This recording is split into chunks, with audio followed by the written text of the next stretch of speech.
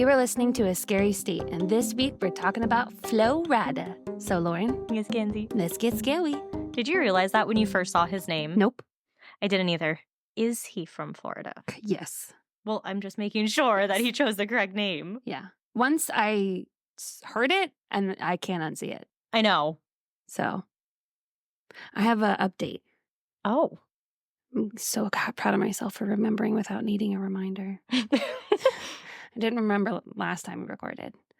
So, Gretchen Fleming, the case they did for West Virginia, like the most recent one, the girl who sent me, originally sent me the thing about it, she also sent me an update, which shout out to her because... Don't shout out her name.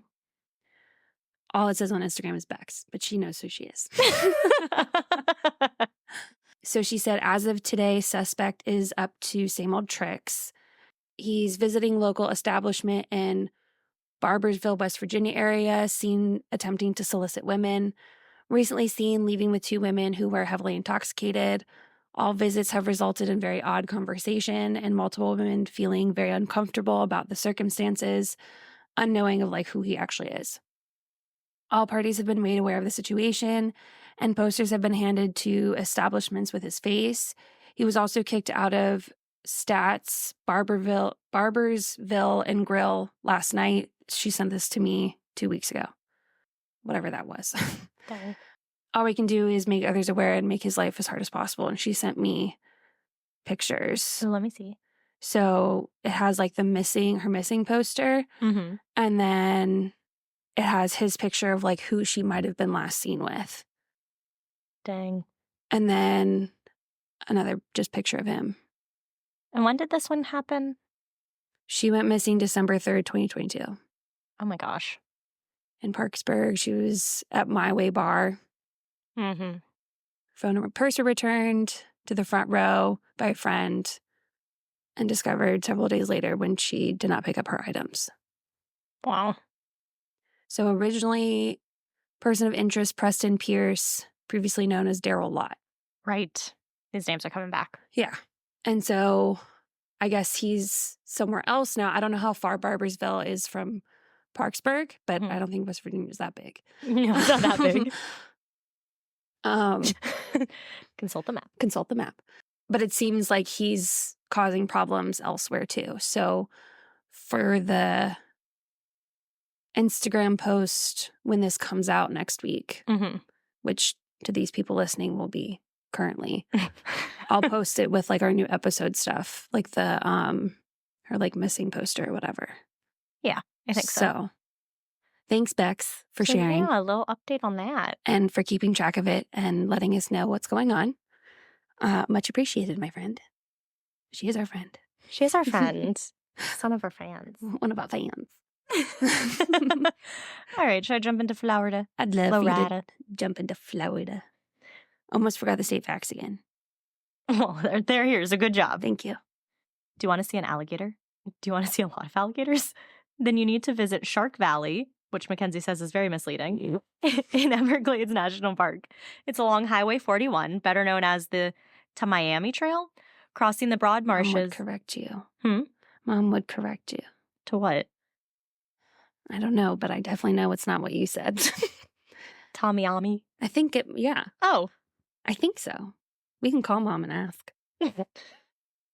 So that trail crosses the broad marshes stretching from Miami suburbs to Naples. My mom lives in Naples. We're going to call her right now. What, for how to say Miami? No, Tamiami. That's just more fun to say anyways. That's true. Question. Tell her to say hi. Lauren says hi. Did I say it wrong? Is it Tamiami? Yeah. Yeah. Tamiami. So we got confirmation from someone who lives in Florida. Mm-hmm.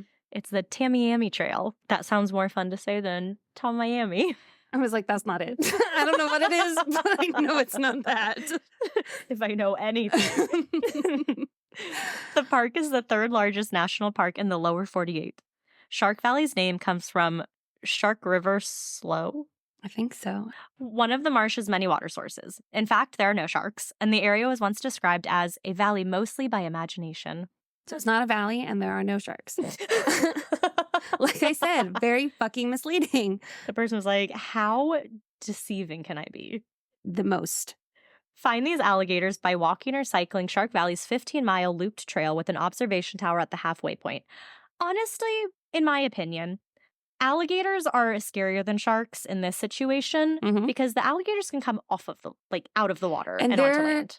Terrifyingly still. Yeah. Like terrifyingly still. Mm-hmm. When we went to the reptile house, because I was forced against my will, I was so freaked out the entire time. Because in my humble opinion, the barricades were not high enough. I'm like, have you seen the videos of them climbing over fences? Correct. Yeah. And it's just, they're staring at you. Mm-hmm. And no. So as we just talked, and as you can assume, this tower is surrounded by a pond that is frequented by gators. But if I'm up high, I'd feel a little safer. I'd feel safer. Can they can't like climb.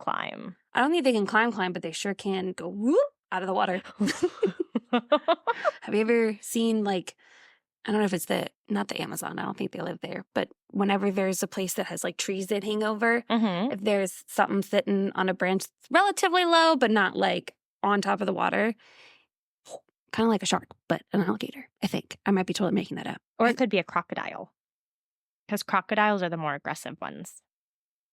And the crocodiles? Both in Florida. Crocodiles will actually hunt people. And they have the round snout. I do not know. They're uglier. I feel like they have the round, skinny snout. And alligators are like... And one you'll see later and one you'll see in a while. Okay, thank you for listening to A Scary State. Stay scary, stay safe. I'm gonna go.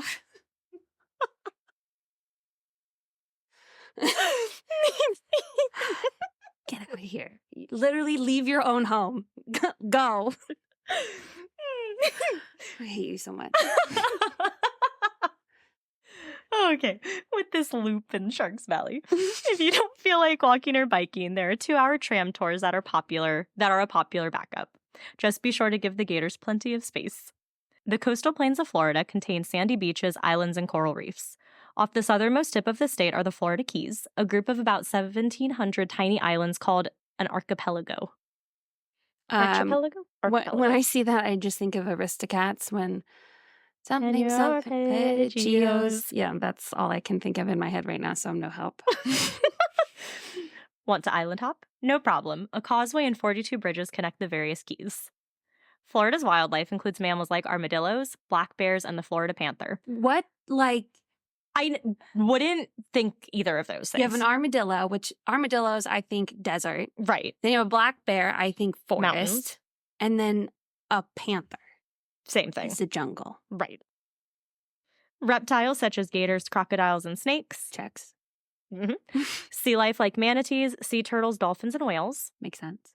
And birds such as raptors, owls, cranes, and Florida's state bird, the mockingbird. So they have dinosaurs. Yeah. Well, yeah. Many believe that Ponce de Leon was the first to plant orange seeds in Florida. 3 centuries later, newly built railroads allowed growers to ship oranges across the United States. Today, the state provides oranges for most of the orange juice sold in the country. Isn't Georgia something? No, that's peaches. I get my peaches out in Georgia. It's warm year-round. The climate varies from subtropical in the north to tropical in the south. It's just funny because sub usually means below. Right. And it's in the north. So it's like, not tropical yet, too cold. And then you keep going. And then it's like, now we just have regular tropical. Is your mom in subtropical or regular tropical? She's... Or mid-tropical? I think she's mid-tropical. She'd probably be considered tropical. Like, she's closer to the south than she is the north. That would be She's only, I think, 3 hours from Miami. Miami. The average temperature in Florida ranges from 65 to 70 degrees in the north and from 74 to 77 degrees in the south. Beautiful. Ugh. It is beautiful, but it's so hot and I don't like the heat. It's not hot. It's beautiful. Today was beautiful. That's what it's like there. Oh. I would like that. It's just once you get to like April, then that 70 starts to feel like 95, and then you want to get out. Ocean and Gulf temperatures can reach well into the 80s during summer, and swimming is possible year-round in South Florida. Florida has the longest coastline, 1,197 statute miles in the contiguous United States, with 825 miles of accessible beaches to enjoy. I wonder which are the inaccessible beaches. Just thinking that. It's the only state that borders both the Atlantic Ocean and the Gulf of Mexico.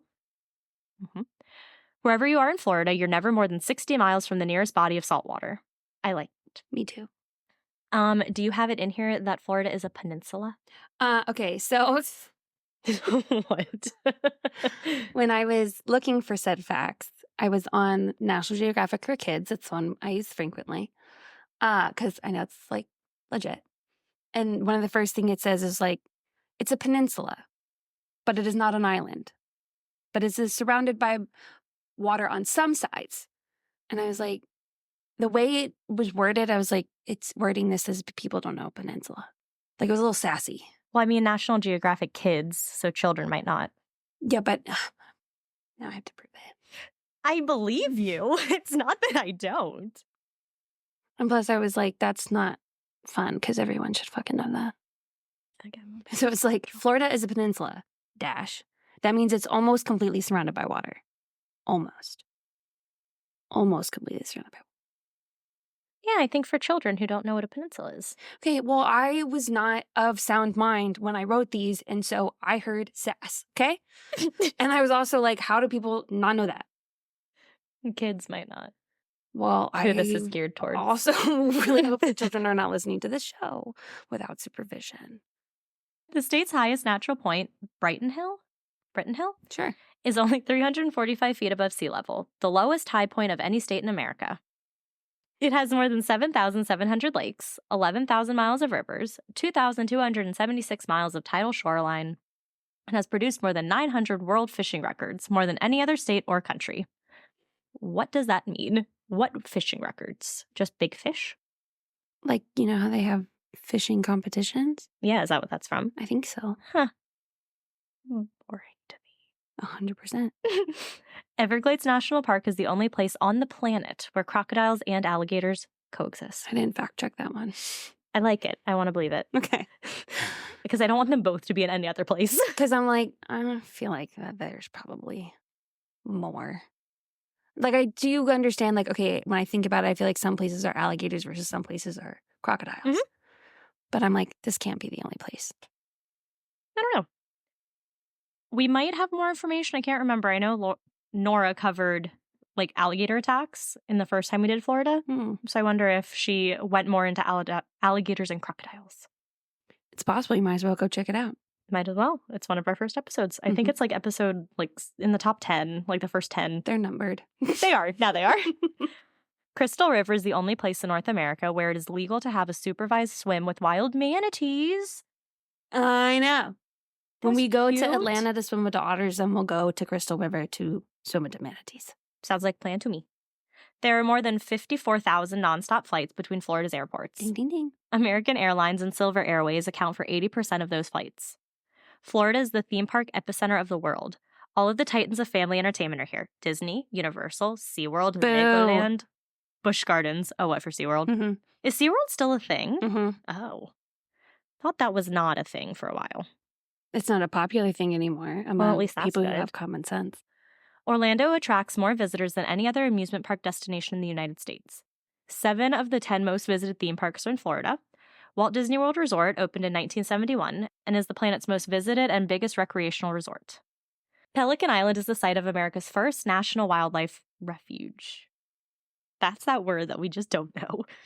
Clearwater is home to the most famous dolphin since Flipper. Winter lost her tail and nearly her life when she was found entangled in a crab trap line. Her rehabilitation, prosthetic tail, and cheerful nature have inspired 2 Hollywood movies and thousands of daily visitors.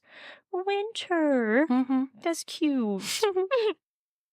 Jacksonville in square miles is the largest city in the contiguous United States. That's wild. Yeah. Didn't realize it was that big. Well, by square mileage. Yeah, but still. I think places like New York City or LA seem like they're bigger. Oh, but they're so small, but technically. they're small and Mhm. compact, and they go up versus out. Right. And so I'm thinking Jacksonville goes out. You won't find chain restaurants or sky-rise buildings on Anna Maria Island. In fact, all buildings measure 3 stories or less. I'd move here, Mackenzie. You'd move here? 3 stories or less? Absolutely. Oh, yeah, because your height thing. Oh, that'd be amazing. You could walk the stairs. I could take the elevator if I wanted to. Even if I got stuck, I wouldn't be thrilled, but I'm like, not at a level I'd die. Not at a level I'd die. So that's Florida. Mhm. That is Florida. There's That's a lot Florida. about Florida.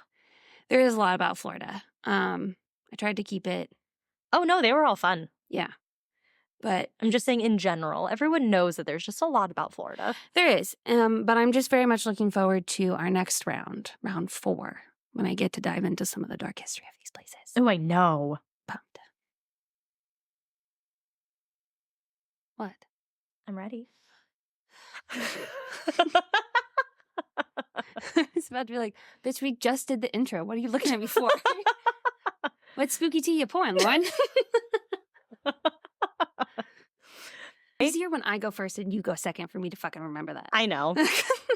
So today I'm going to cover the I-4 dead zone. Ooh, So for over 132 miles or I thought you 220... were about to say years. Nope. 212 kilometers stretches Interstate 4, also known as I-4. So it stretches across the entire state of Florida and connects Tampa on the western side to Daytona Beach on the eastern side. So across, you legit mean across. Uh-huh. Okay. Yep. And is a frequently traveled and popular road. It is used by those visiting family and friends, those heading to work, and even those vacationing in Florida, especially those on their way to Disney World. But what few may not know is that according to statistical analysis that is conducted year after year, there is a certain stretch of road on this interstate that is particularly dangerous. It is a quarter-mile stretch right at the shores of Lake Monroe, where the interstate leads onto the St. Johns River Bridge. The stretch is known as the I-4 Dead Zone. This name comes from the number of accidents that tend to occur on this part of the road, and according to some, it is one of the most haunted stretches of road in the entire U.S. So when you say dead zone, you don't mean no service. You mean dead as in you died. Both. Okay. So like mostly any haunted place, something had to happen for the energy of this area to change. Most roads are built in sections with different parts of it opening over a number of years, and I-4 was no different. Work on the road began in 1958, and the first segment, the part that stretches from Plant City to Lakeland, opened just the next year in 1959. It continued to be built section by section, with the final part finishing and the full road opening in 1971. Recently, the I-4 Ultimate Project has been reconstructing the section that runs through Orlando by widening it and adding express lanes. A continuation of this project, I-4 Beyond the Ultimate, is also currently in the works. Oh, so like us Yes, always works. with 95 Yep, and exactly. 495 And 7. and 7. Mm-hmm. Although I will say, And 66. when we were, well, were we? I think we might have been in college, or maybe it was late high school. I remember them just starting to build those overpasses Where? on 7. They were working on the road near my work during COVID, Mm. and they are still working on the road near my work. So yeah, so on this road, the specific dead zone part of the road opened up in the early 1600s, and it seems that the unlucky curse began on the first day the section was open. Whoa, wait. 1600s? 1960s. Did Okay. I say 1600s? Oh my God. It opened up in the 1960s. Okay, cool. Thank you. Whew. I was like, no shit, this place is haunted. Yeah, no, 1960s. So on the unlucky day that it finally opened, a tractor trailer that was transporting frozen shrimp jackknifed on the road. I love shrimpies. Sadly, the driver did not survive. Oh, no. Oh. But that doesn't seem to be what started the haunts and bad luck on this road.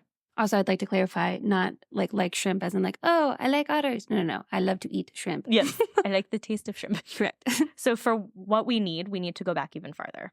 So we might need to go back to the 1600s, is what you're saying. But we don't go back that far. So what do we go back to? Well, I'll tell you. Okay. So like, pretty much all of the land in the U.S. was originally populated by native peoples who lived on the land. Pretends to be shocked. In this area, we had the Mayaca, Jororo, and Seminole, which is it's either Florida State or one of them is. The Seminoles. Yep. Well, like they do, by the 19th century, white European colonists had forcibly taken over the land. I saw when I was doing state facts that one of the original native groups was I was trying to like read it and figure out what it was. And at first I was like, well, I know it's not Apache because there's an L in there. And I was like, Appalachia. Oh, Hopefully I'm saying that right, but I'm like, it's all clicking. Look at that. Or you're just pretending it's spelled that way and now we're making a connection that's not real. I like your connection. Good job. Thank you. So when this land was taken over, it was nothing more than wilderness, with nothing more really than a sand road that ended at an area that was equipped with a hand-operated river ferry. So not very much in this whole area. Mhm. Shortly after, by 1870, a railroad station was built, and with that, a man named Henry Sanford, head of the Florida Land and Colonization Company, came in. Oh, good freaking Lord. The whole purpose of the Florida Land and Colonization Was Company to murder people. was to populate the state with workers.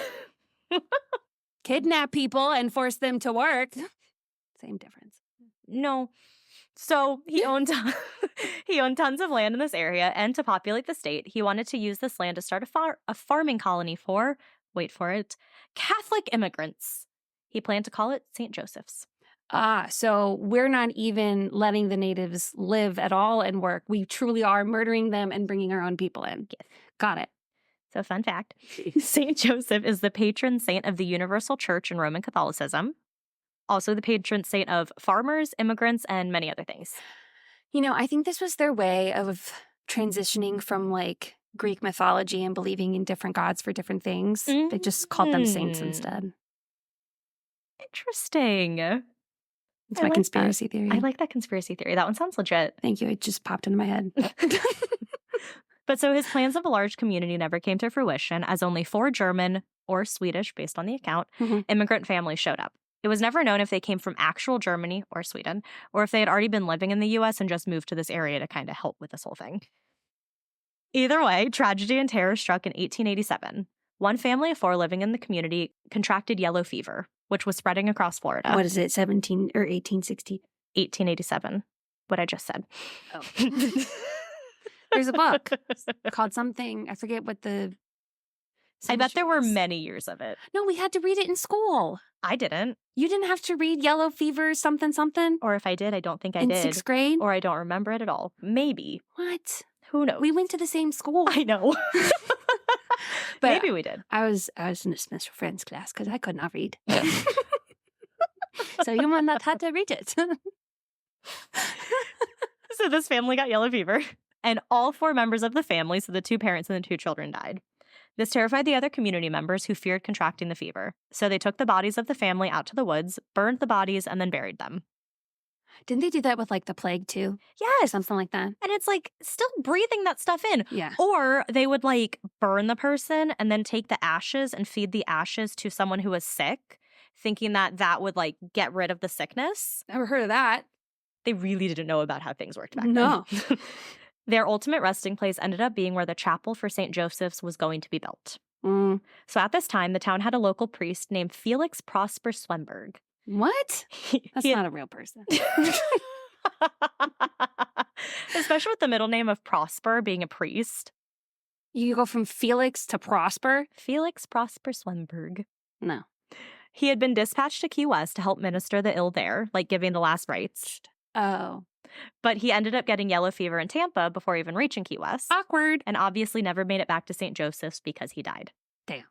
Back then and even now, it's important that any Catholic who passes be read their last rites and have those last rites performed properly over them by a priest, which is what Swemberg was traveling to Tampa to do. And because he was St. Joseph's only priest, the German family of 4 never had their last rites read, so they were buried without ceremony. Ooh. Meaning their souls could not properly be put to rest. Bad vibes. So was the guy who founded this community, was he German?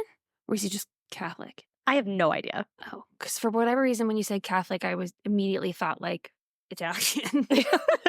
I think he might have been German or Swedish as well. Oh, okay. Because you know how like they called like Germans the Dutch? Yes. And so I think within translation throughout the years, they associated Dutch with Sweden, or they weren't sure, like they weren't sure where, so it could either be German Dutch or Sweden Dutch is what they were referring to. Okay. So that's why we don't know. Or now it could be Belgium Dutch.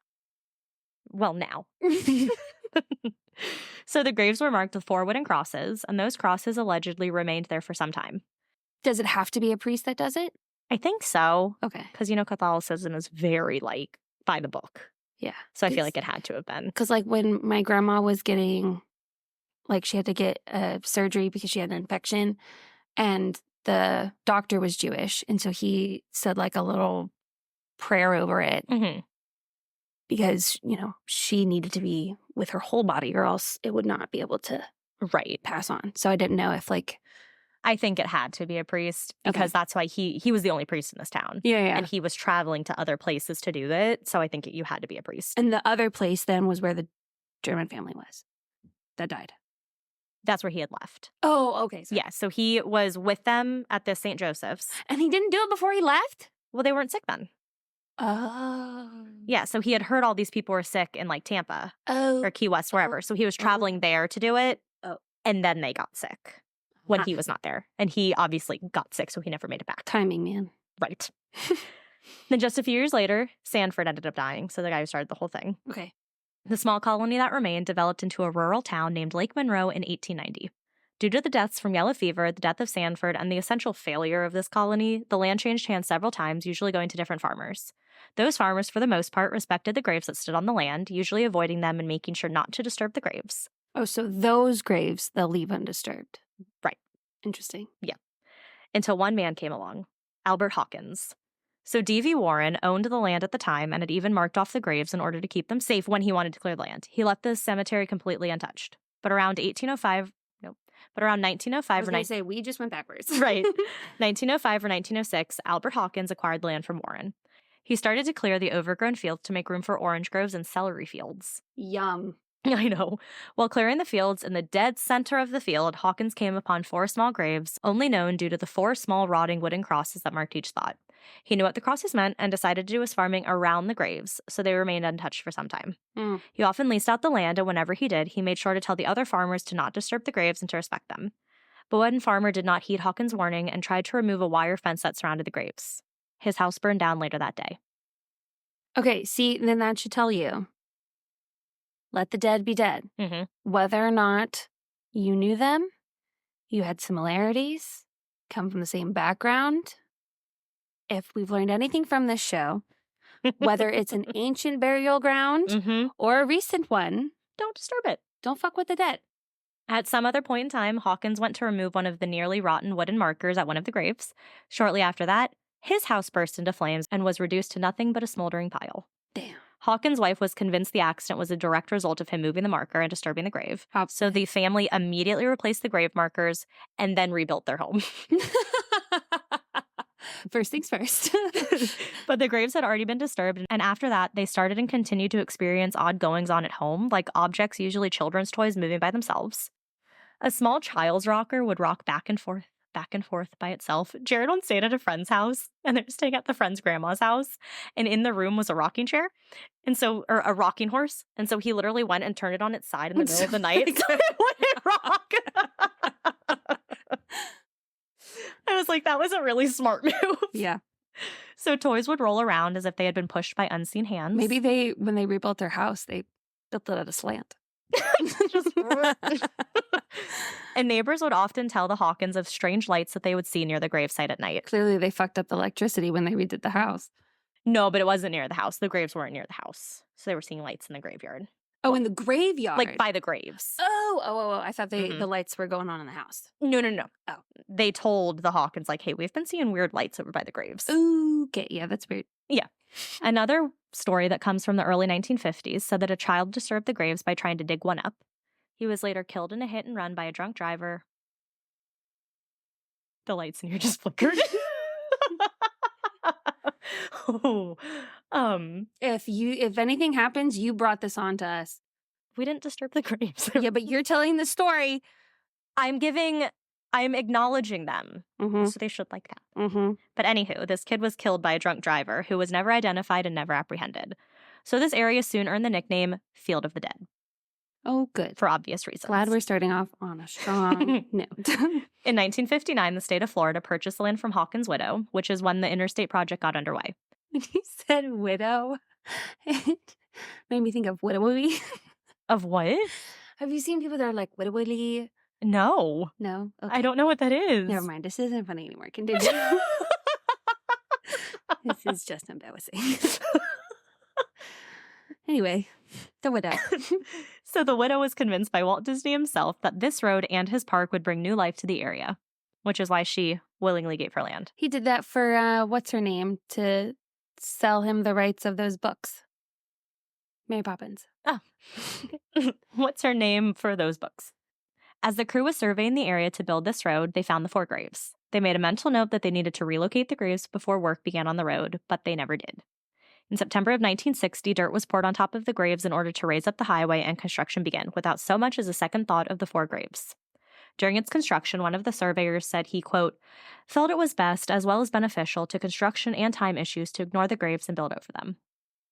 And one of the engineers even said, quote, it's not an ancient Indian burial ground. They're just a few old bones.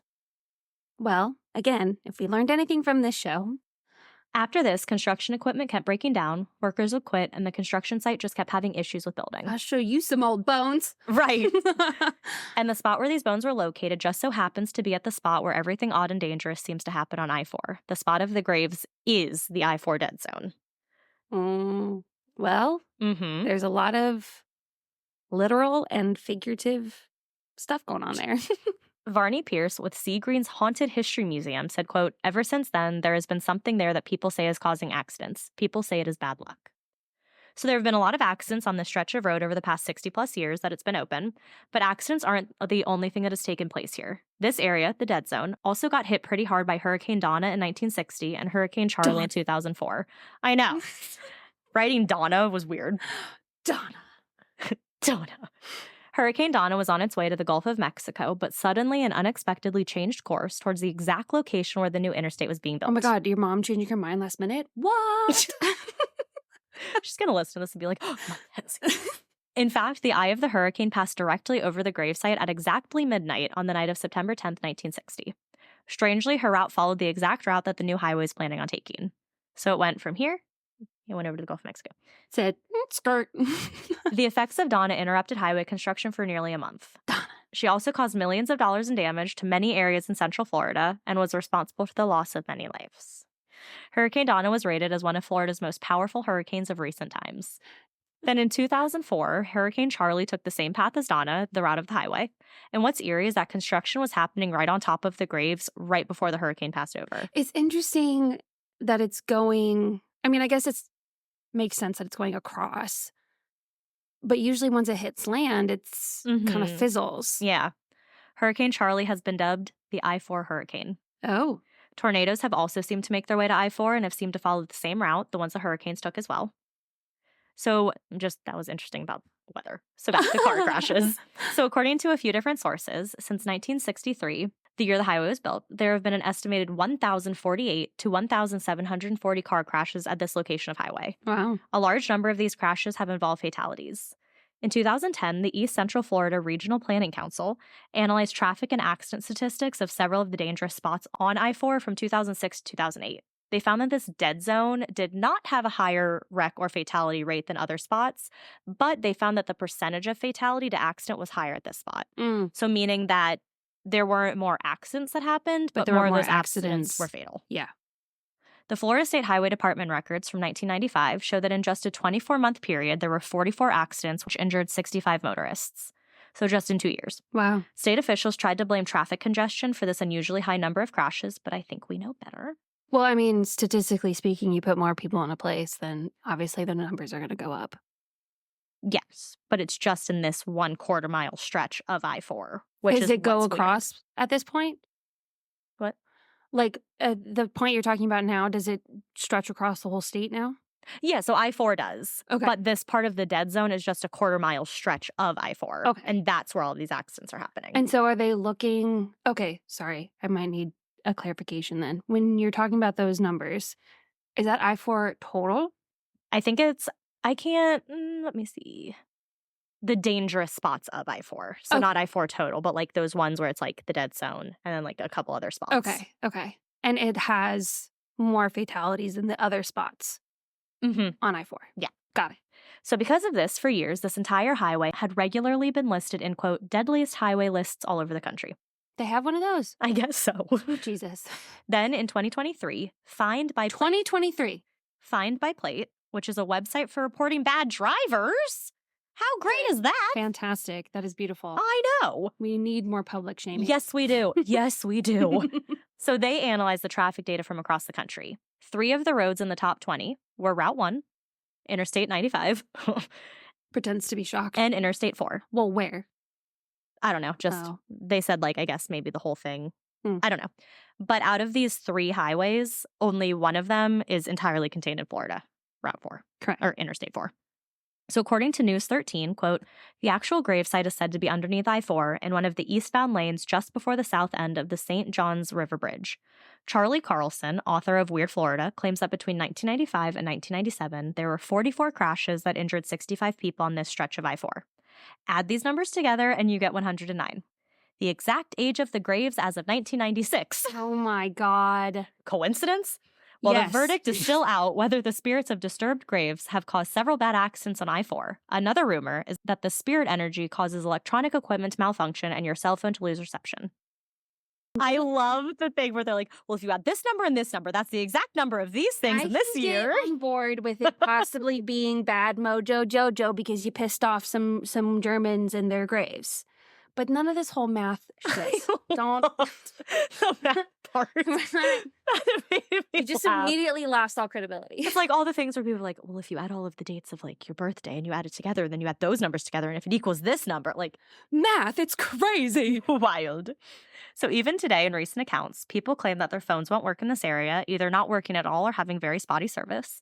Static disturbs the radio, and sometimes ghostly voices or voices of the dead come through over the radio, CBs, and even cell phones. How do you know?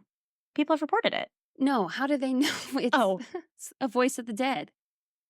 I don't know. Because any ghost hunting show you watch, that thingy that they do where it just cycles through these words sounds like a radio trying to find a station that works.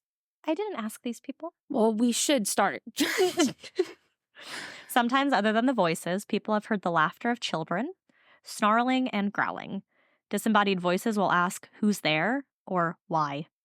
Some have had experiences with a wispy ball of light that zigs and zags just above the pavement. Thick fog has rolled in and appeared out of nowhere. Some people have even reported seeing phantom truckers, ghostly hitchhikers, and ghost cars. Even pioneer ghosts have been seen standing by the busy highway at night. People have suddenly experienced cold spots while driving on this certain portion of road. In Florida? Mm-hmm. Like cold spots. Mm-hmm. Yeah. Some drivers have reported unseen forces taking control of their vehicle. So I went on Reddit. Mm-hmm. And people people commonly speak about how the road seems to distort reality a little bit. So they said that cars seem to sneak up on you, so they're suddenly behind you when nothing was behind you earlier. It happens in broad daylight when a car behind you should easily be seen. Mm-hmm. But it gets worse at night, which also sucks because cars have headlights, so you don't see anything and then all of a sudden it's right behind you. It is very dark in Florida. Yeah, but you should be able to see the headlights for a while, and people say, like, all of a sudden the car's behind you. No, I know, but, like, in general, it doesn't help the fact that it's very fucking dark. Just adds to the spooky. I, could not see. And I was on a highway. And time also seems to work differently, so it would feel like you're on... Florida time. People said that it would feel like you were on the road for way longer than you should be. Like, your exit should be coming up, but it's just never coming up. Did they have to pee? Because I feel like that every time I have to pee. Yeah. And then other times your exit appears really to come up quicker than it should, as if you have missing time. Mm-hmm. So you're like, oh, I know my exit's at 20 minutes. And then 5 minutes later, you're at your exit. And people are like, wait, I should not be here yet. Someone who regularly zones out when they're driving. No, see, I get that. But people said it wasn't like that. They're like, I know how long this takes, and it did not take me that long. Mm-hmm. Commonly, people said that traveling eastbound seems to take an unusually long amount of time, while the opposite thing happens while traveling westbound, that it takes less time. So I said it was very weird. That makes sense. I feel like there's, when I am coming to your house, it feels like it's a lot longer than when I leave. Well, everyone says this too. People have reported seeing a woman in white walking down the side of the road. When they pull over... That's it. It must be haunted. They saw a woman in white. Well, duh. It can't be haunted if there's not a woman in white. So then it's confirmed. Confirmed? When they pull over to pick her up, she's gone. Why would you fucking do that? Because people see a woman on the side of the road and they go to be like, hey, are you okay? Do you need help? Because she looks like she's in distress. So police have actually gotten multiple calls of people calling them to help this woman that they see. They're like, hey, there's this woman out here. She doesn't look like she's doing okay. Would you stop? No. Okay, I didn't think so. And they're like, she's not replying to us. She's not really engaging with us. So the cops come out and then she disappears when the cops get there. Like in front of their eyes, they disappear. Mm-hmm. But no, I don't do that because I am a woman. And as a woman, I am not about to get kidnapped or killed by someone because I stopped. Correct. I would love to be a good citizen, but there are too many crazy people who use other people as lures, and I'm not doing it. Until we can, as a society, actually all be nice to each other, then I can't do it. We're never going to trust each other. Another person had an experience where they were driving on this stretch late at night, around 2 or 3 in the morning. Suddenly and out of nowhere, a poorly dressed Caucasian couple, their words. But they're... What? Aren't they like all gray? No. Oh. You can look like a full person. You're not going to be gray. I just think... No. Gray and transparent. No. So they appeared to be very young, and they were holding hands as they walked from the median right in front of this person's car. So he slammed on his brakes, only for the couple to disappear immediately. I think I'd stop driving if that happened. Yeah. Because I wouldn't know if like I actually saw that or if I'm tired or what it was. Like I would pull over and... That's what this guy said. He was like, what just happened? Yeah. There's also a woman spirit who will appear in the middle of the road to try to get you to hit her. Like a game. Right. But so when you hit her again, she's gone. You didn't hit anything. You look around. No one's there. Nothing's on the road that was like hit. God, I'd be so hypervigilant after that. Constantly afraid of like, again, did I see that? Did it actually happen? I know. It's like the whole like, it distorts your reality, and I don't like that. With so many spirits and apparitions being seen on this road, spiritualist Jerry Moore said, quote, "Go through that extra effort to make that contact. No, find out the you. source of their pain and help them find a way to get past it." I'm okay. Yeah, Sounds I'm like not a them problem, not a me problem. I'm not going to stop on the road in the middle of the night and be like, "Hello, ghost ma'am. Right. How can I help you?" So I just wanted to end on like 2 quotes about how people feel about this road. Ooh. So, quote, "I've always heard about this strange part of the highway, but did not believe it until I had 2 accidents right in the middle of the dead zone. Sounds like the problem. 2 different accidents in 2 different months. I will never drive I-4 again. That's probably a good idea because it sounds like you're a bad driver. I don't know if this is caused by spirits or some other anomaly, but it is too dangerous in that spot. You are more likely to be hurt in the dead zone than by some terrorist act. Okay. I encourage everyone to read about the dead zone and make up your own minds. I plan to steer clear of the place." It sounds like this person is a shitty driver. His name is Scotty. Mm. And then this other person says, quote, "One explanation you haven't considered for dead spots like the one on I-4 is limestone deposits close to the surface. What? My grandfather, an engineer, tells me that limestone absorbs radio waves. I have found personally that many of the local spots where I lose my cell phone signal have large limestone deposits. Anyway, it's something to consider," said Kyrie. I don't think that's true. So I think you have one person who's like, totally haunted. This is it. And then Kyrie's like, nah, limestone. No. I mean, yes, I get that. But I don't think what he said about limestone is true. I don't know. We can look it up after. We're going to have to because I think I was like, both arguments are bullshit, but now I'm more inclined to believe the shitty driver than I am to believe you because I think you just made that up. But the main complaint people have, minus the eeriness, is the amount of traffic. That was the main thing I saw online where people were like, yeah, it could be creepy, but the traffic. That's, what kind of, I'm always skeptical. I'm like, what's your traffic? Right, what is your traffic? What is your traffic? Come here and then tell me your traffic. Is it like this or is it like, well, we went from going 55 to now having to go 45? Right. Because that's not traffic. Today, many locals will purposely avoid I-4 and take other routes to get to their destinations, even if those other routes add quite a bit of time to the drive. And there you have the I-4 dead zone. Wow. Yeah. I don't think I would drive it because also, like, yeah, it sounds haunted. And yeah, it's dangerous, but it's also, people have said, like, it's very dark, like you said. Like, there's no streetlights, very, very dark. And there are parts of the road that just kind of quick curves. Have you ever driven down 81? Yeah. So it's the same fucking thing. 81 doesn't have curves. It has crazy hills. It's constantly, there was accidents on that road. Yeah. And it was very dark. Except it was in the mountains. But yes, that's the I-4 dead zone. What did it go between? What did you say? Tampa and Daytona, I believe. I don't know where. It goes across the state. So like this way? Mm-hmm. Or the other way. Well, depending on which way you're going. Interesting. Yeah. So if you've ever been on the I-4 dead zone, let us know. I want to know about these like other spots. On the dead zone? Or on I-4? Yeah, you said there was other like bad spots. Yeah. I don't know. Nothing talked about those ones. They just pretty much focused on the dead zone, maybe because that sounds cooler. Is the dead zone like closer to one side or the other? It's near the bridge, and I'm not sure where the bridge is. Nothing to me. We can look that up too. Okay. And we'll come back with answers. Tell me a story, Mackenzie. I'm No. Mackenzie Menemy. No? No. Okay, well, thanks for listening to Scary State. Okay. When you think of the Florida Everglades, you mostly think of alligators and swamp monsters. And crocodiles coexisting. At least that... Sure. At least that is what I think when I think of the Everglades. Or like dead bodies. Okay, that too. So you may be surprised to hear that the Everglades are also teeming with spirits from beyond. I don't think I'm that surprised. Many believe that some of the ghosts that roam the area are the passengers and crew from Eastern Flight 401 that did not survive the crash on December 29th, 1972. Oh, I can't wait.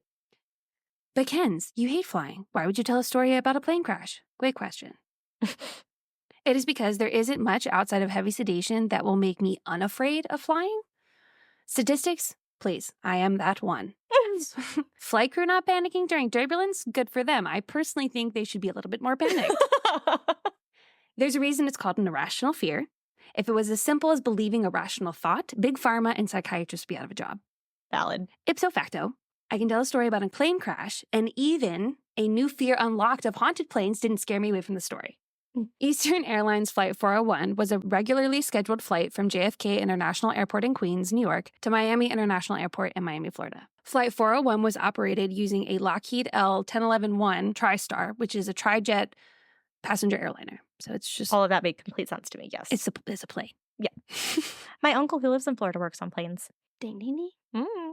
It departed from JFK at 9:20 p.m. on December 29th, 1972, with 163 passengers and 13 crew members aboard. The flight was commanded by Captain Robert Bob Loft, 55, who was a veteran pilot and had been with the airline for 32 years. To date, he accumulated a total of 29,700 flight hours and logged 280 hours in the L-1011. Wow. The L-1011 planes were like newer. Oh, okay. Among his crew included First Officer Albert Burt Stockhill, 39, who had 5,800 hours of flying, with 306 of them in the L-1011, and Flight Engineer Donald Don Repo, 51, who had 15,700 hours of flying experience and 53 of them in the L-1011. Angel Donadio, 47, was a technical officer for the company and had hitched a ride back to Miami after completing an assignment in New York. Warren Terry is a co-pilot and was also deadheading, which is airline slang for employees hitching a free ride to return from duty assignment. Oh. Both men occupied the flight deck jump seats during the flight and were officially off duty. Once the plane took off, Warren Terry moved to an empty seat in first class. The manifest listed 9 passengers in the forward cabin and 144, I guess, in the back. So, like, the fancy people Mhm. were the 9, and then the just commoners, the peasants, were in the back. Yes. That's where I sit. And the peasants. A total of 153 in all, but in fact, there would be 160 on board. Okay. Especially during the holidays, night coaches to Miami were usually filled up. This flight had been booked solid, but evidently some people had made last-minute plans, and even with 160 passengers aboard, when the doors closed, 68 empty seats remained. Oh, wow. There were 10 flight attendants on the crew. Oh, I forgot to put this disclaimer. There's a lot of names in here. Okay. There was no way I was going to figure out how to pronounce all of them correctly. Okay. I think I do a pretty good job. You are forgiven. Yeah. Just throwing it out there that this is as good as it gets. Okay. So the 10 flight attendants were Pat Giles, Trudy Smith, Adrian Hamilton, Mercy Ruiz, Sue Tebbs, Dottie Warnick, Beverly Raposa, Stephanie Stanich, Patty George, and Sharon Transu. Do I need to remember all of these? Nope. Thank goodness. The senior flight attendant on Flight 401 was Adrian Hamilton, a 27-year-old Texan who had recently entered her 5th year of flying for Eastern Airlines. 27? Mm-hmm. Oh my goodness. She's a Got babe. that job right out of college. She's a baby. Yeah. Which is weird to think that she was younger than us I when this know. happened. Ugh.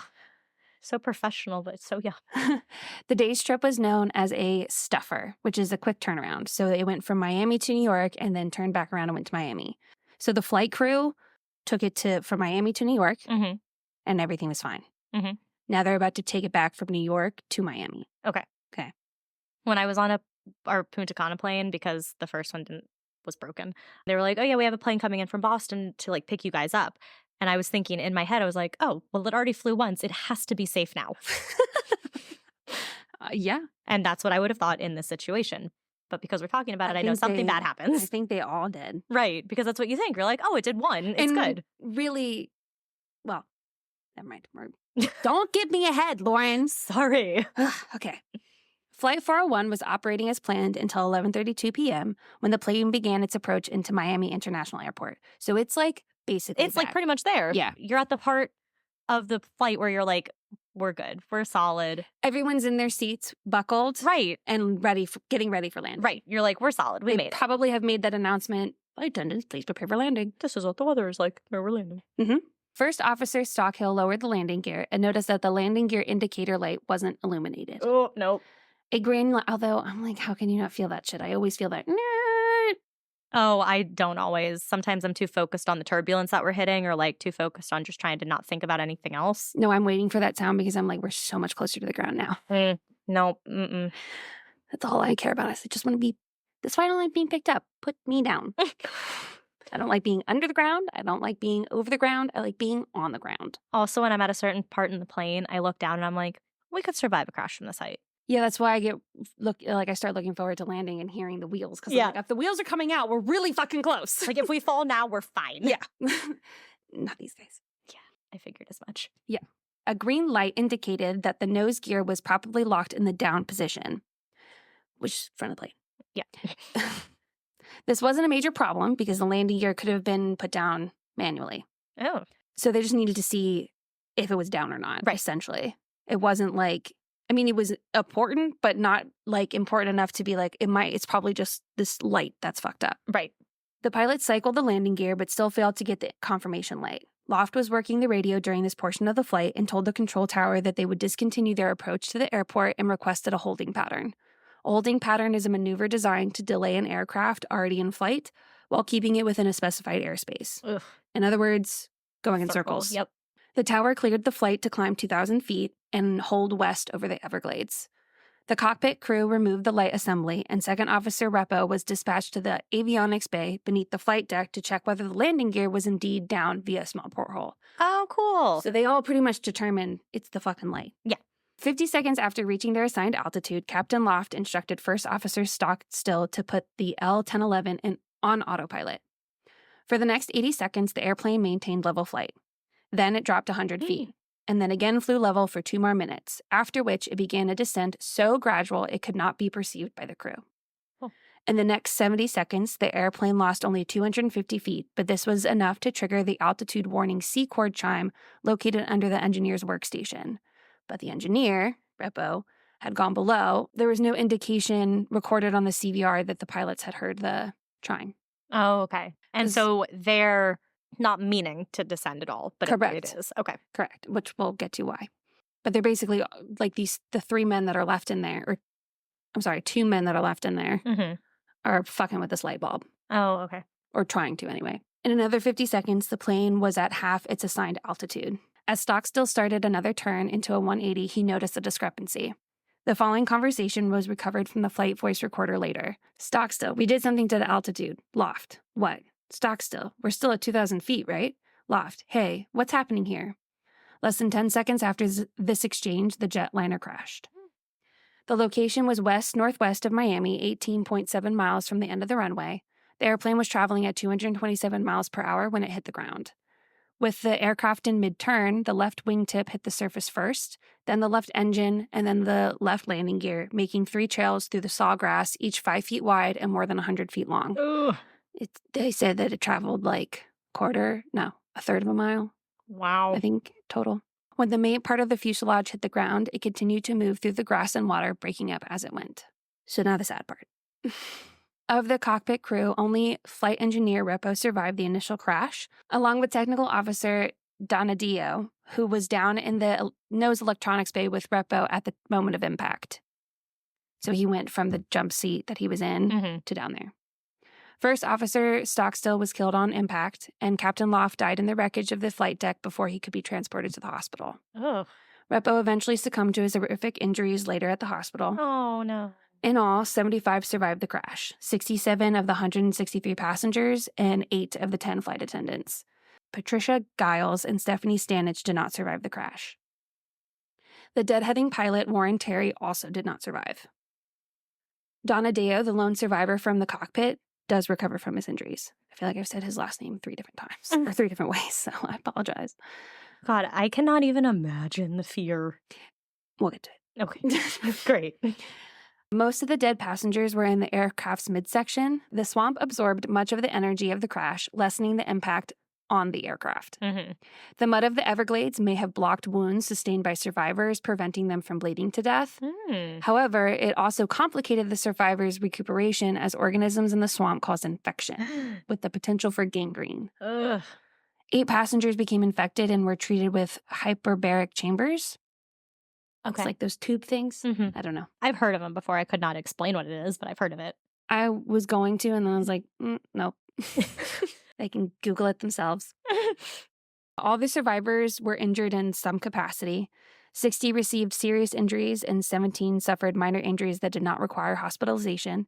The most common injuries were fractures of ribs, spines, pelvises, and lower extremities. Right. 14 survivors had various degrees of burns.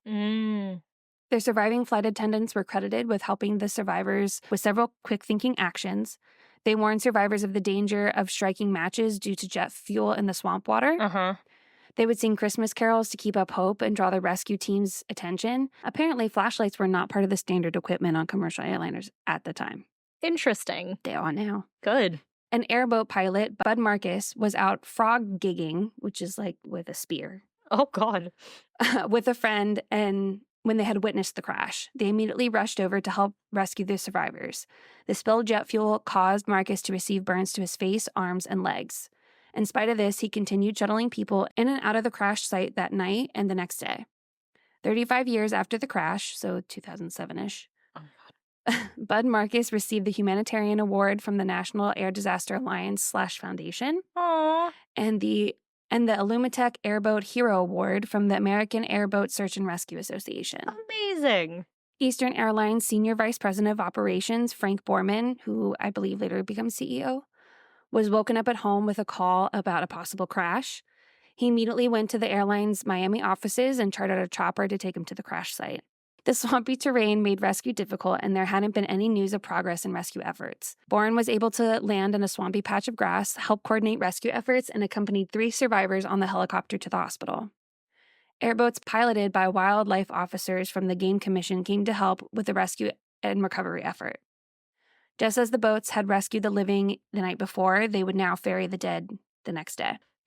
The search began at a place designated as Point Zero, a point distant enough from the wreckage that all agreed no bodies would have been thrown beyond. From there, the searches spread in a long line and advanced toward the wreckage. The plan was to find a body, number it with a marker, photograph it, tag the body, plant a small yellow flag near the head with the same number on it, and place the body in a body bag. The airboats would then come and pick up the body. The sun inched across the sky and glinted on the growing forest of yellow flags, each inscribed with a number marking the end of a life.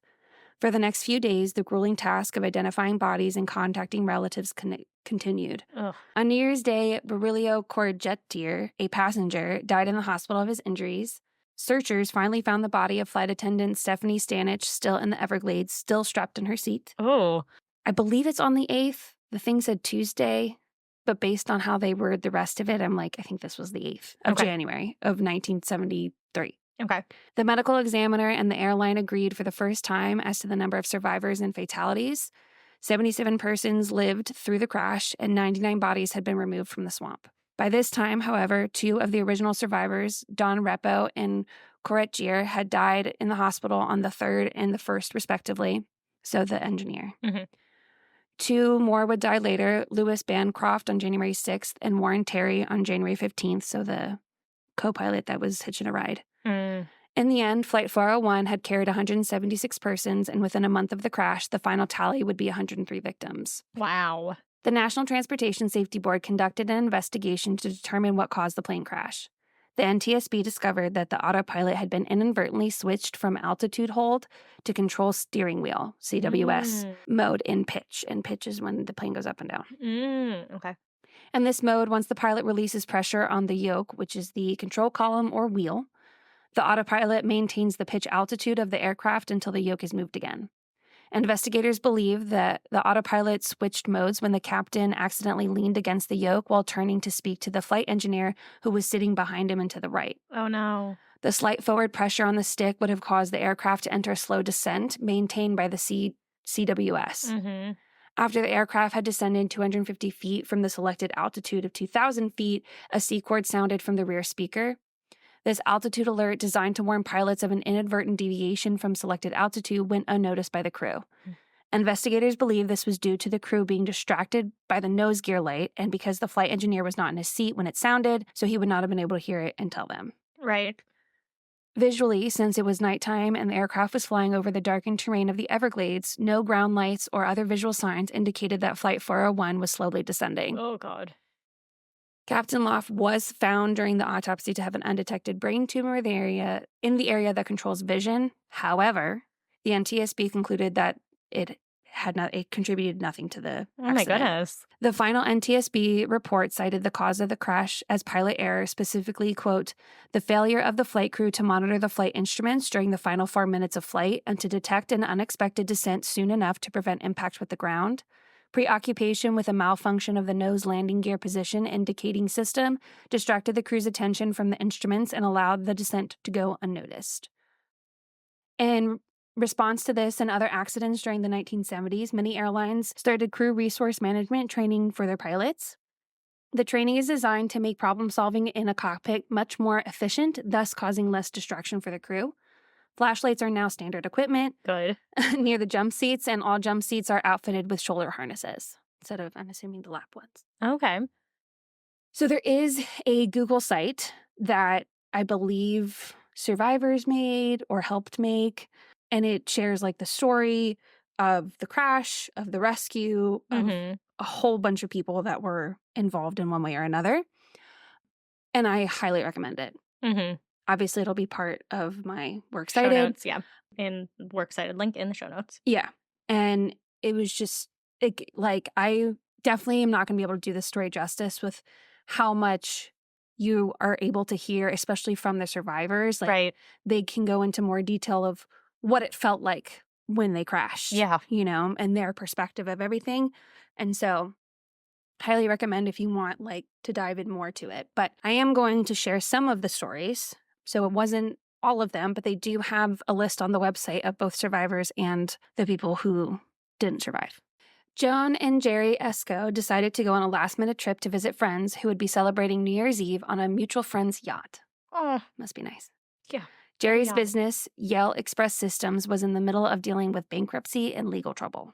Jerry didn't want to be away from New York for too long, so he told his wife to go ahead of him. She initially said no, but Jerry used one of her own arguments to convince her. He said, "Remember that pact you wanted us to make about flying separately?" Joan was always worried that if something should happen to both of them, of who would take care of their children. Jerry always laughed at her concern. So Joan flew out on Flight 401 on Thursday, and Jerry would follow 24 hours later on Friday night's Flight 401. Thankfully, Jerry Esco was one of the 75 survivors. Oh, God.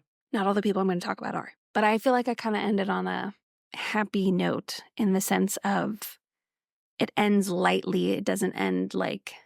Okay. You'll see. You'll agree once you understand what I'm talking about. For Cuban-born Lily Infantino and her American husband, Ronald, the trip was a chance to spend a traditional Cuban holiday celebration with her family in Miami.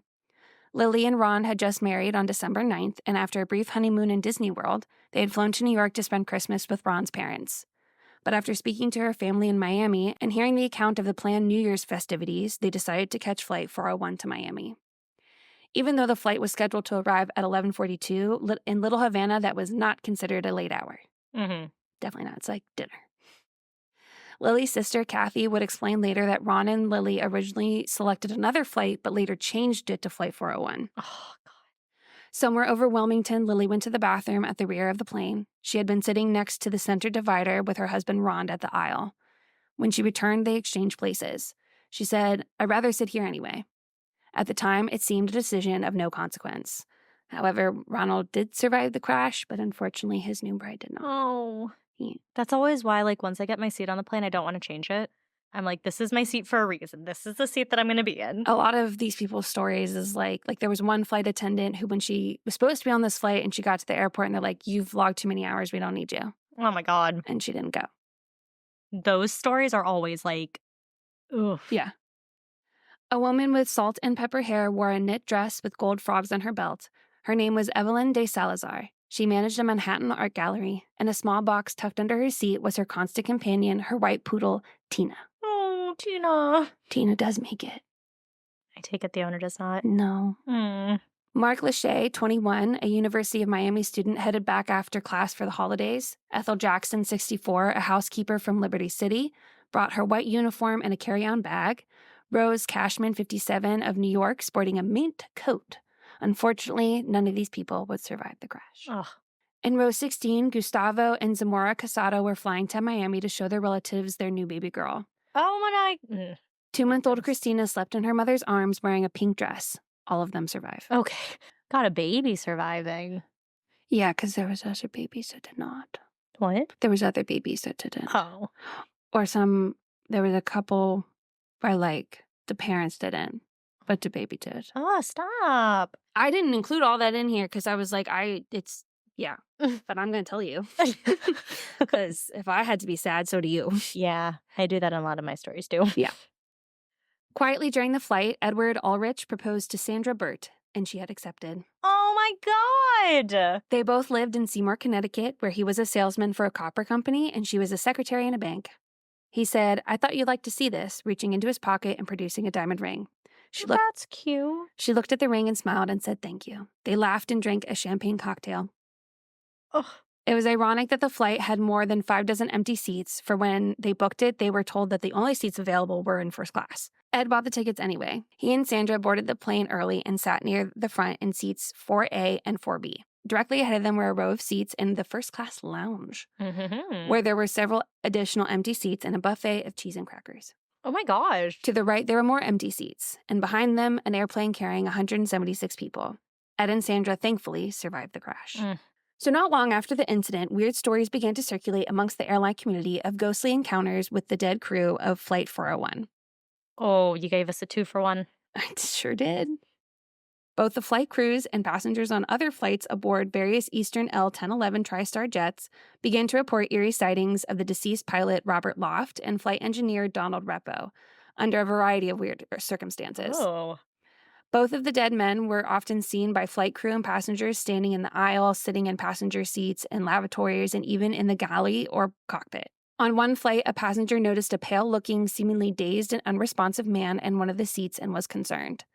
A flight attendant came over, but just as the passenger was about to express her concerns, the sickly man suddenly disappeared in full view of the attendant and several other passengers. Oh, my God. When the witness calmed down from her panic after seeing what she saw, she was shown pictures of the airline's various flight staff, and she immediately pointed out Don Repo as the man she saw. Another variation of the story is that it was still an unresponsive man, but he was in a pilot's uniform. And the senior flight attendant brought the captain over to check on the passenger, and the captain recognized him as Bob Loft. So, question. Are all these hauntings happening, like, when they're on the plane, like, close to the Everglades, or do they happen just kind of any plane? It's mostly on Eastern L-1011, so the same kind of plane. Yeah, but not necessarily going the same direction. Oh, so just kind of, could it be, like, in California? Yeah. Oh, wow. Okay. We'll get there. Sorry, I have questions. They will be answered later. One report describes how a flight attendant saw a flight engineer fixing the oven in the galley. However, later the flight engineer insisted that he had not fixed the oven, nor ordered it to be fixed, and that he was the only engineer on board. The attendant later would recognize from photos that the man she had seen had been Repo. Another report said that the flight attendant had seen his face on the oven door and said, "Watch out for fire in this plane." Supposedly, something happened with the engine of that flight, and they had to shut it off, and if they hadn't, it would have caught fire. Oh. Or something like that. It was kind of hard to understand. On another occasion, a pilot of another flight heard a strange knocking coming from a compartment below the cockpit. Sounds like that's going to stay a mystery. Thinking it might be indicative of some mechanical trouble, he opened the compartment only to be startled by Repo, hunkered down below, peering up at him from the darkness. No. I think I couldn't remember if I saw one because I couldn't find it again, but I could have sworn I saw one story of like a flight attendant opening the luggage thing and the face also being there. No! Yeah, I was like, that's weird. Don't scare people. I can never see that high up, so I wouldn't see it anyways. I never put anything up there. Oh, why? Because I want my stuff. Oh. Well, I bring my like little bag, but then I put my carry-on up there, like my suitcase carry-on. I don't ever bring a carry-on. Oh. I've done it like a couple of times, and I had just have too much shit. I did a trip to Mexico with just a carry-on, and I was shocked. That would definitely be at least a suitcase. I was like, how a in big the suitcase. world? I would have had to pay a lot more for a suitcase, and I have free carry-on, so I said, we're fitting it in here. Somehow it worked, and I was so surprised and very proud of myself. It's my hair stuff. Yep, nope, I had to compress everything. Yeah, I did not want to do that. When the ghostly flight engineer disappeared and the compartment was investigated, it became evident that there was indeed a malfunction that could have potentially led to disastrous flight complications. Oh. On another day, Don was reportedly seen sitting in the cockpit, warning the operating flight crew of a faulty electrical current, which was then found and replaced.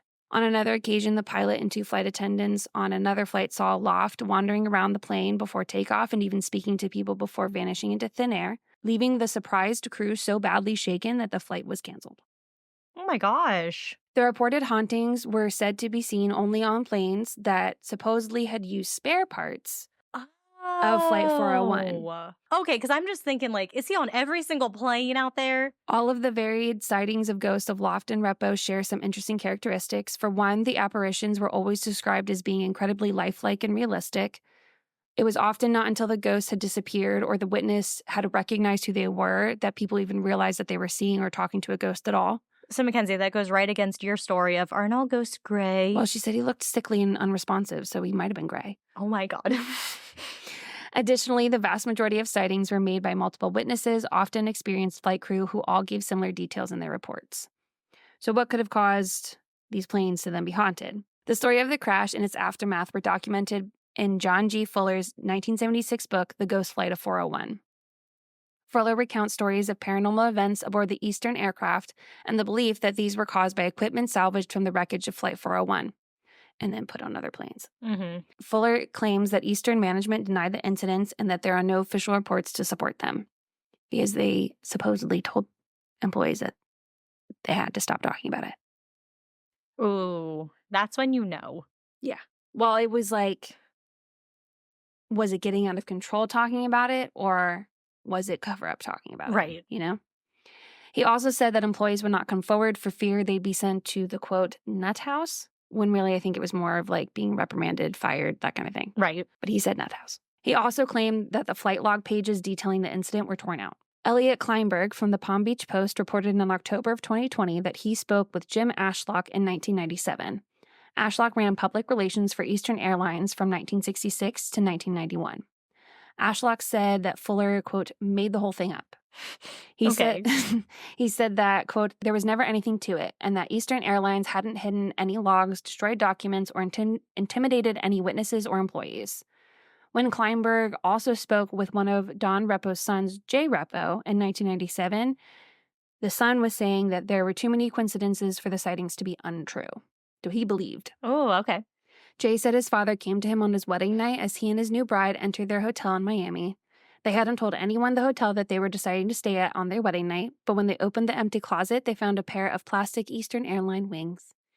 I know. Aww. According to Robert J. Sterling's 1980 book, From Captain to the Colonel, An Informal History of Eastern Airlines, the claim that the wreckage from Flight 401 was installed and then later removed from other Eastern aircraft is false, and that no Eastern employees have ever claimed to have seen or believed in the alleged ghost sightings. Okay. Eastern Airlines publicly denied that their planes were haunted. However, they reportedly removed all the salvage parts from their L-1011 fleet. And after the removal, the reporting of the ghost sightings stopped. They should have kept the stuff on them because it seemed like the ghosts were there to be like, hey, something's wrong down here. Yeah, it seemed like the way that it was talked about was that, like, once one story started, it just spread like wildfire. And I think they were more worried about, like, how is this going to affect our bottom line? Well, yeah. Kind of thing. And so I think that's why they wanted people to, like, stop talking about it. Ugh. But embrace it. Yeah. Yeah. I just don't think they were as open-minded in 1974. See, I don't know, though, if I knew that, like, a plane had crashed and now part of that plane is on the plane I'm on, yeah, I'd probably be a little like... Yeah, and I don't know, like, how that information was, like, connected. There was one person who said that there was, like, a article that had been written about something like a different crash or a different problem. And the pilot had made a joke of like seeing Don Repo beforehand. And so most people think that that somehow got distorted and spread. Or they put the parts on the different planes and the planes became haunted. That one. The original floorboard from Flight 401 remains in the archives at History Miami. I'm assuming it's a museum. I would assume. In South Florida. In fact, that's how I heard about this. My museum show. Oh. Pieces of Flight 401's wreckage can also be found in Ed and Lorraine Warren's Occult Museum in Monroe, Connecticut. Whoa! Which you can hear more about on my very first Connecticut episode ever. Yeah. That was a fun one. Available wherever you get your podcasts. So Eric Olson, he was a volunteer rescuer. It was kind of hard to figure out who he was and what he did. Right. Whatever he did and however he helped out, he wrote about it 35 years later. And I say this because he talks about a police officer friend who had also been called out to the crash. Obviously, he's a police officer. Bill Elliott. And I think that the way he wrote about Bill's experience, like Bill's retelling of it, I think sums this story up nicely. Okay. So he says, quote, Bill was a career police officer who had been exposed to death and trauma, but his comments really reflected an attitude of both wonder and sadness. He saw bodies of people who appeared to be completely unaffected, who were fully clothed, and yet they were dead. There were bodies that were naked, which we all figured occurred because they had been flung out of the protected environmental cocoon of the L-1011 into 200-mile-an-hour winds when the fuselage broke up. Oh. In fact, there are a lot of survivors who say that they had no clothes because they just were literally ripped off of them. That is wild. Right? Never even thought about that. No, not once. Many of the survivors were also stripped of their clothes, and this contributed to medical problems with all the bacteria in the Everglades water and relatively cold temperatures that night. Right. I especially remember Bill, so this is, what's his name speaking in first person? The writer. I especially remember Bill describing passengers who apparently survived the crash impact, but were knocked unconscious and were still strapped into their seats. They had drowned because their seats landed with their heads tilted into the swamp water. Oh, no. He seemed deeply saddened by that fact. In fact, we were all troubled because, by the luck of the draw or fate, some passengers survived while others in similar situations who looked as though they should have survived were killed. Right. The cruel facts of this disaster only reinforce my observation that you won't die unless it's your time to die. That credo seems to be exemplified in every major airplane crash. Dang. Some lighter news. I don't even want to say positive. Lighter news. 50 years to the day after the crash of Eastern Airlines Flight 401, Beverly Raposa, one of the surviving flight attendants, posted to the website I've been talking about, "Hello, everyone!" 3 exclamation points. Naturally. "Wishing you all a very happy, healthy, blessed, and prosperous new year." 3 exclamation points. Mercy and I, she was also one of the other surviving attendants. Mercy and I want to thank you all so very much for your contributions and participation to establish the permanent Eastern 401 Memorial Monument in Miami Springs. 5 exclamation points. 300 people joined together on December 29th in 2022 to dedicate the memorial. What a special day it was for all. Aww. 2 exclamation points. So there is a memorial for them Right. that has all of the passengers, the flight crew, and the attendants. Aw. So that is the sad, mysterious story of Eastern Flight 401. Ugh, that's sad. It is sad. That's scary. It is scary.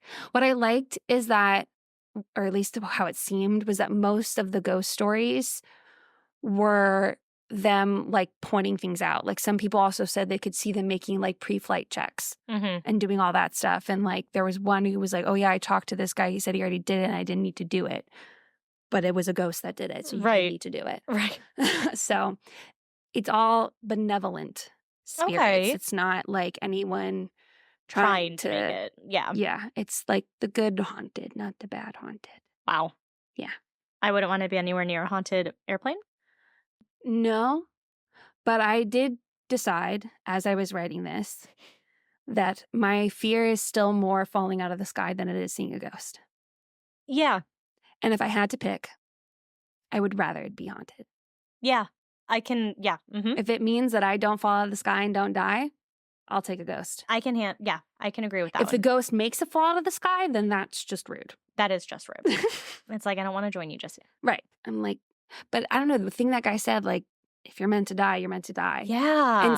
And even some of the survivors were like, I walked off without a scratch. There was Jeez. one like toddler, I think, who was flown 300 feet, just 2 scratches. That's wild. And then some were like there were some people who to this day still have back problems and things like that. So it was like the guy who was sitting next to his wife, he was sitting next to her. Right. And she did not make it. Ugh. Yeah. Wow. So. Well, good story. I feel like creepy story. With the airplane stuff, there's always like those things of like, I was supposed to take it, or like.